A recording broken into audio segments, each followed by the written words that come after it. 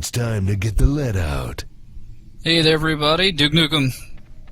Good thing it's shooting blanks. That's right, Duke. Welcome to another episode of Time to Kill. I'm still Nagaroth. I'm going to be doing this one by myself as we go deep into the mines to figure out the evil plot of the aliens. Here is actually the pause screen / objective screen.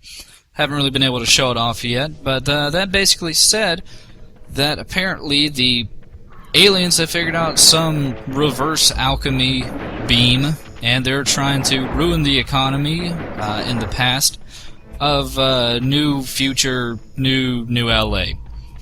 So we have to basically destroy these guns because they're somehow controlling the lock to this door. And it looks like there's 3 more guns to take care of. So we're going to go ahead and start out by destroying this wall over here. You also may have been noticing I was using the new super shotgun. It's a mixed bag. I mean, it's still a shotgun. It's just it fires 4 times as fast now, which just means it expends more ammo more quickly. Not really that it's more useful. And fuck these bats. In comparison to the bats of the last mission, which were not true enemies, these are real enemies. They will fire fireballs, they will ram into you and juggle you about, and they are incredibly hard to hit. The auto-aiming doesn't really seem to help that much. But here is our first secret of the level, an atomic health, which I don't really need. That was a nice 4 health to me. But yeah, the bats, the only real time to get a good bead on them is when they stop to shoot fireballs, except they don't really stop that often. And there's really no consistent amount of fireballs that they'll shoot. They may shoot 1 and then start flying around again, or they'll shoot about 20 and then start flying about. But I just choose to ignore them there because that's the best way to go about it. And here's one of 3 guns we have to take out. You can't actually destroy it or damage it directly. So you basically just have to run for a nearby switch to turn it off. And you want to make sure that you turn it off before it starts hitting you, because as we'll be seeing later on, they can do quite a bit of damage. But we're just making headway here, going into one of the main central hubs, I suppose, of this room, or of this level, I should say. Getting the 2nd out of 3 secrets for the level. Not really anything we can need, as I've still been preferring to use the pistol. But I'll try to use some other weapons over the course of the level, just try to vary it up a little bit more. Now, it may be kind of hard to see, but we'll be seeing here in just a second that there is actually lava down there in the little ravine there. Actually, lava is not instant death in this game. It's more very quick running down of your health. Permanently. So you can still survive if you land in the lava. It's just usually there's nowhere to go or nowhere to like jump onto once you're actually in the lava. So you're pretty much fucked at that point.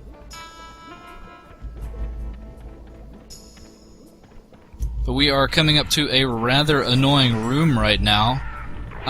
It's not just the bats, but in a second, once I actually get across there, as I try to strategically think of what to do, you also get accosted by 3 Dracs, which is apparently what the name of the lizardmen are, across here. And the thing is that the auto-aim will actually try to auto-aim into the rocks in front of the Drac rather than actually like firing at them directly, so you end up having to auto-aim into them, also while having to deal with 2 of these fucking fire bats.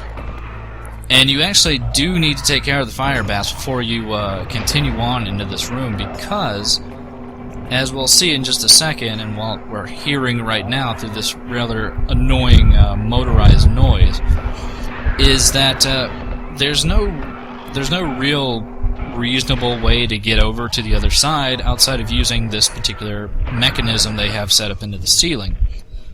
Problem is that you can pretty much just be constantly taking damage or get knocked off by the bats, and you just have to start over again. So you do actually have to it's best to take care of those bats. Otherwise, you're just going to have a lot of troubles in this room.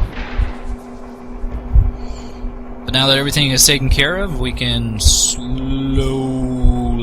go across.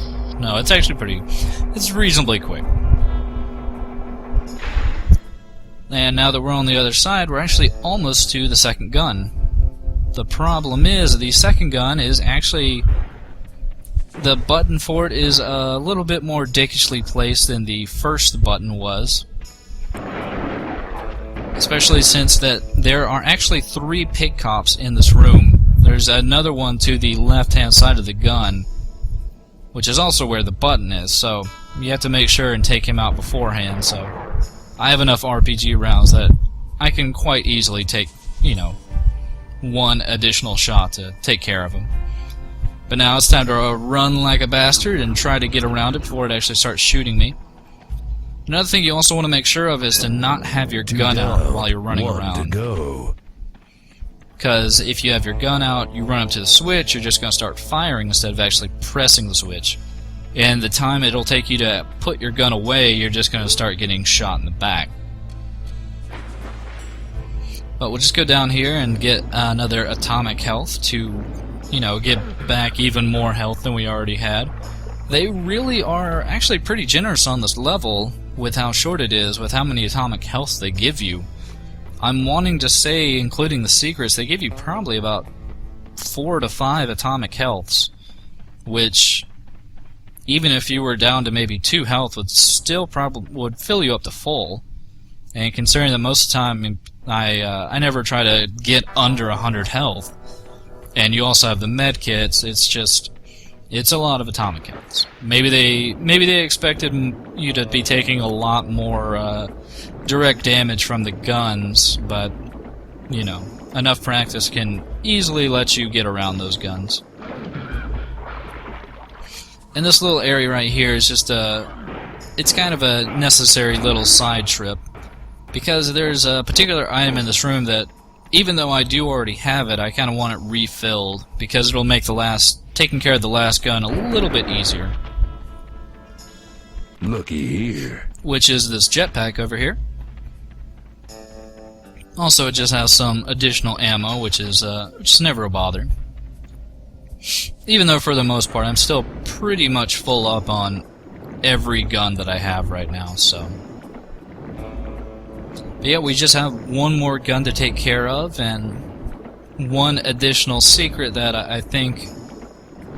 it's a bit sketchy, copyright-wise, but, you know, they still put it in, and I don't think they ever ran into any actual issues with it. But yeah, the rest of this level isn't really too difficult if you actually know the best routes to go. There's one room in particular where it makes you think that you're supposed to be doing this whole jumping over lava puzzle, and it's really not the case. You can just completely ignore that room, and it's kind of like the noxious gas room from the last mission, Miner 69er. It's really definitely best to avoid it. And here is yet another poorly hidden atomic health. Also, for some reason, they decided to cut back on the pig cops in this particular level and just go crazy with the Drac. I suppose it's a bit of a double-edged sword, because since I'm not actually using my pistol, I'm actually able to get back up to full pistol ammo. But also, as you can see, the super shotgun just completely goes through shotgun ammo very quickly. Come on. Like, you have to be very careful when pressing the fire button, because even pressing it once, you'll usually end up firing like 2 to 3 shots. So, but I'm sure in future levels there will be more than enough pig cops to refill our ammo pretty consistently. Just snipe this guy. But yeah, this is the room with the final gun in it, and you'll see in a second, the placement of the gun is completely asshole-ish. Now, you may be thinking initially that you would just want to hop over this and try your best to run over there, but there's actually a little pool of lava in between there, and you'll just end up falling into that and getting hurt. So here I am. I'm going to try to press this button really quick and press the button. There we go. All set. Now where the hell's the exit? So yeah, as you just saw there, even though I was only getting fired upon by the reverse alchemy gun, or I'm not really sure what the point is in having an actual gun that turns gold into lead, but yeah, just getting fired upon by that for maybe like 3 or 4 seconds actually dropped me by like 70 or 80 health. It was really just... It can murder you very quickly. So, yeah, if this is your first time playing this level, you could very easily just be completely annihilated by those while trying to figure out the best way to get to the button. And really, in this room, the best way is just the jetpack.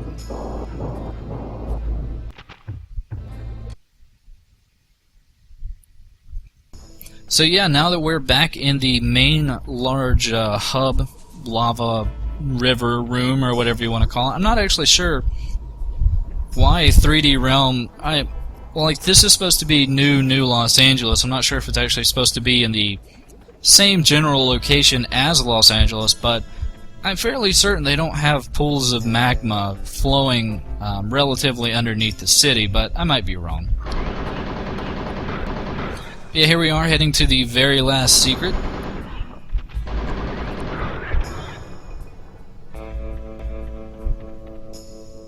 Where's Doc Brown when you need him?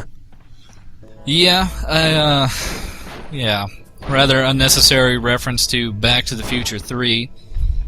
I'm sure some would consider the greatest Back to the Future, had they had a head trauma.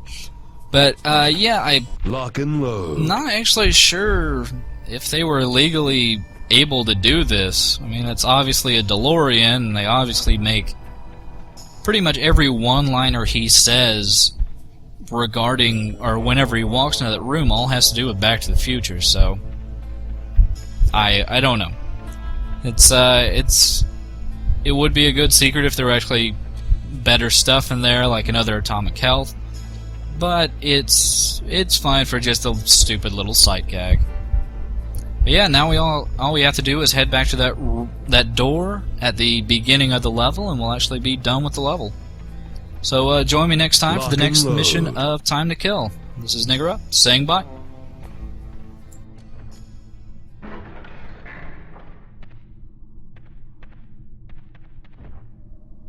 I'm out of here.